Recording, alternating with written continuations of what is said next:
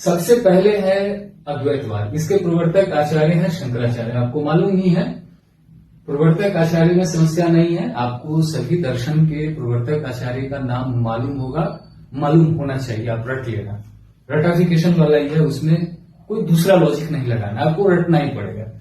Main बात है जो यहां पे आपको दिखाई दे रही है, ये इसी को समझना है। सबसे पहले आपको प्रत्येक दर्शन का जो बीज वाक्य है वह याद हो।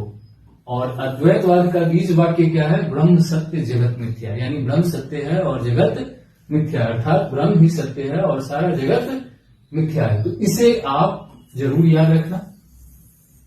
उसके बाद लिखा है आत्मा परमात्मा वस्तुतः एक ही है।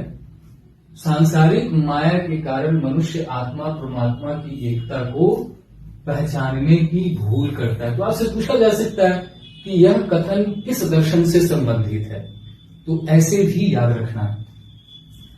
शंकराचार्य ने ज्ञान के साथ साथ निर्गुण ब्रह्म की उपासना का प्रचार किया।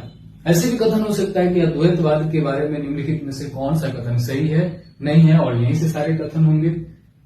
भूल जाओ कि पहले सवाल कैसा पूछा जाता था, अब ऐसे ही सवाल पूछे जाएंगे जो मैं आपको बता रहा हूं। तो एक सवाल तो ऐसे ही आप याद रखना कि निम्नलिखित में से अद्वैतवाद के बारे में कौन सा कथन सही है या नहीं है। प्रत्येक दर्शन के बारे में एक सवाल अनिवार्य रूप से आप इस तरह का बना लेना कि निम्नलिखित में से कौन सा कथन विशिष्टाद्वैतवाद के बारे में सही है, नहीं है। निम्नलिखित में से कौन सा कथन शुद्धाद्वैतवाद के बारे में सही है, नहीं है। निम्नलिखित में से कौन सा कथन द्वैताद्वैतवाद के बारे में सही है, सही नहीं है। यह आपको अनिवार्य रूप से याद हो।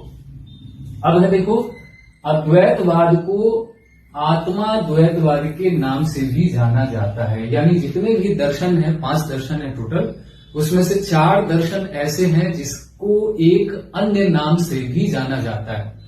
अब वह अन्य नाम क्या है, यह भी आपसे पूछा जा सकता है। जरूरी नहीं है कि जो मूल नाम है वही आपसे पूछे, इसके जो उपनाम है वह भी आपसे पूछा जा सकता है। एक तरफ आचार्य का नाम होगा, दूसरी तरफ मूल दर्शन का नाम न देकर उपनाम होगा और आपसे कहा जाएगा कि मैच कीजिए।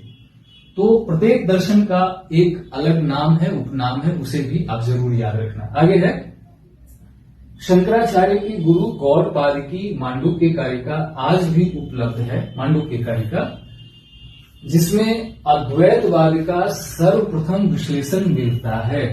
अब देखो, शंकराचार्य की गुरु कौन है? गौड़पाद। शंकराचार्य के भी 2 शिष्य हैं, पद्मपाद और